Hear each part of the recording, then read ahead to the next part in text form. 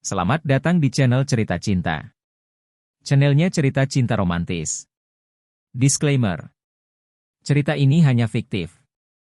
Jika ada kesamaan tokoh, tempat dan cerita, itu hanya kebetulan semata, tidak ada unsur kesengajaan. Sebelum lanjut jangan lupa like dan subscribe dulu. Dear mantan istriku, bagian ke-12.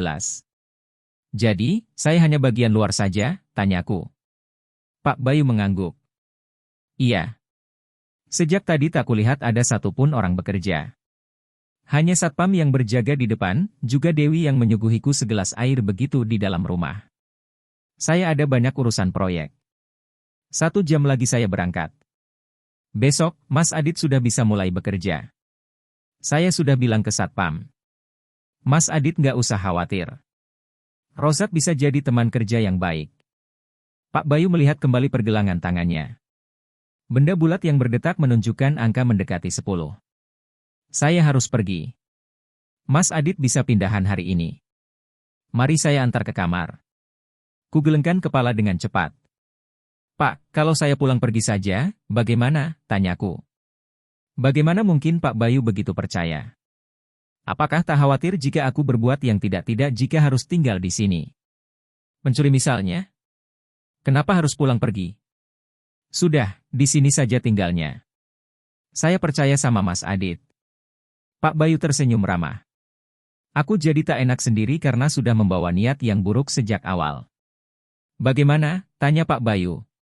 Aku mengangguk. Iya, Pak. Saya mau. Usai mendatangi kediaman Pak Bayu, aku langsung bergegas kembali ke rumah Pak Aska. Menolak semua tawaran darinya. Termasuk bekerja memata-matai Pak Bayu.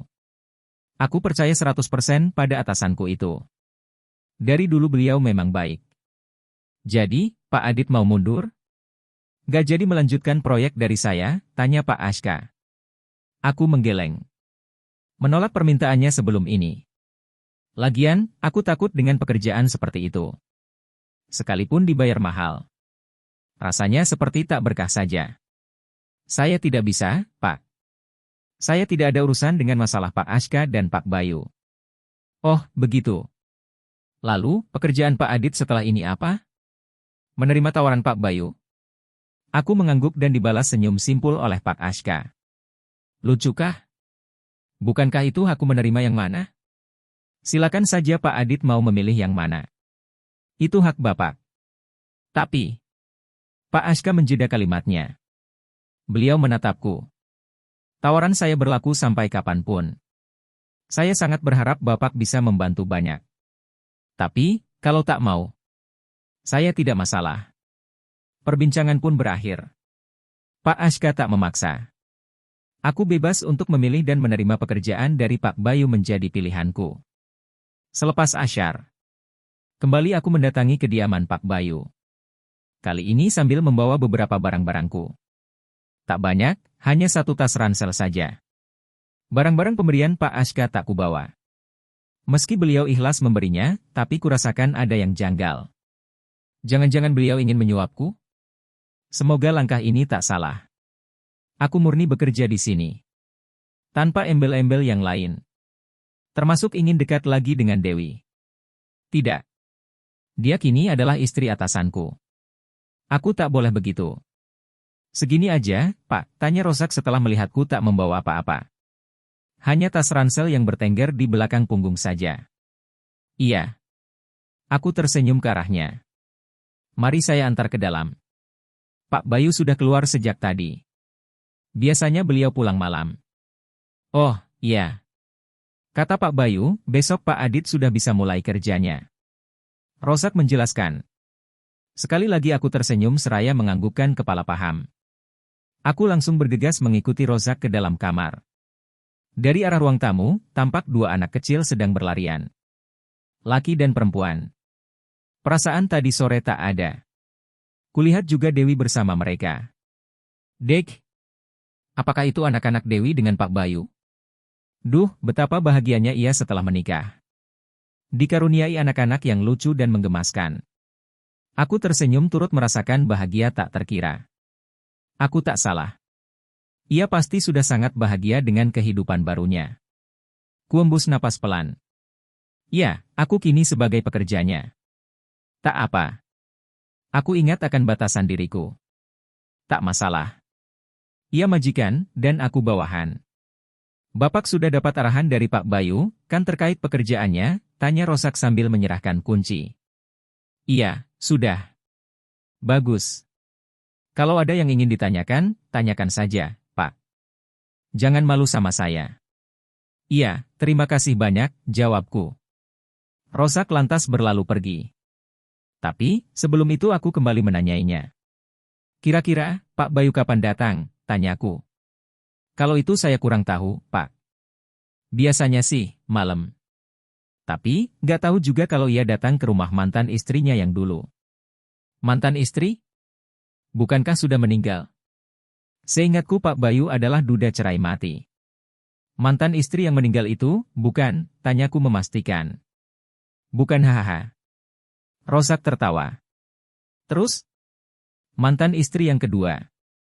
Sebelum menikah sama Bu Dewi. Jantungku seakan mencelos ingin keluar mendengar penuturan Rosak barusan. Ya Rob. Sudah, jangan banyak bertanya terkait privasi Pak Bayu. Kita di sini cuma bekerja. Jangan kepo sama rumah tangga beliau. Rosak memperingatkan. Hari pertama bekerja di rumah Pak Bayu. Ku coba menikmati peranku dan tetap bersikap wajar saat tanpa sengaja bertemu Dewi. Dua anak yang baru ku ketahui bernama Aleta dan Dion rupanya benar bukan anak Dewi. Kala itu, siang hari. Saat mentari sedang terik-teriknya. Kulihat seorang perempuan dengan gaya modis dan tas branded di tangan. Ia berjalan memasuki halaman rumah Pak Bayu. Kata Rozak, dia adalah Bu Arina. Mantan istri Pak Bayu. Yang menjadi aneh adalah ketika ia datang ke rumah ini. Karena jelas, status pernikahannya dan Pak Bayu sudah berakhir. Untuk apa coba? Srek. Srek. Srek. Kugerakan sapu untuk membersihkan halaman samping rumah Pak Bayu. Ingin rasanya masuk ke dalam rumah. Melihat dengan jelas apa yang Bu Arina lakukan. Karena sedari tadi, dari jendela ruang tamu. Kulihat Dewi yang sibuk mengurusi Dion dan Aleta. Harusnya aku tak sesakit ini. Toh, Dewi seperti tak keberatan menjaga mereka. Peraan. Astagfirullah. Aku menghentikan aktivitas menyapu. Lantas mengangkat wajah.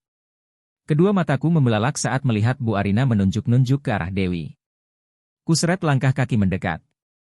Melihat lebih jelas dari balik kaca jendela yang bening. Bu Ariana tampak pongah. Ekspresinya jelas sekali menunjukkan bahwa ia sedang marah. Tapi, apa kesalahan Dewi? Nanar kupandang wajah mantan istriku itu. Masih seperti yang kukenal dulu. Dewi tak membantah. Ia diam merunduk saja. Ya Allah. Kenapa ada yang bergerak patah di hati ini? Kutarik diri. Bukan urusanku lagi. Aku hanya pekerja di sini. Tak lebih. Sekitar pukul 2 siang.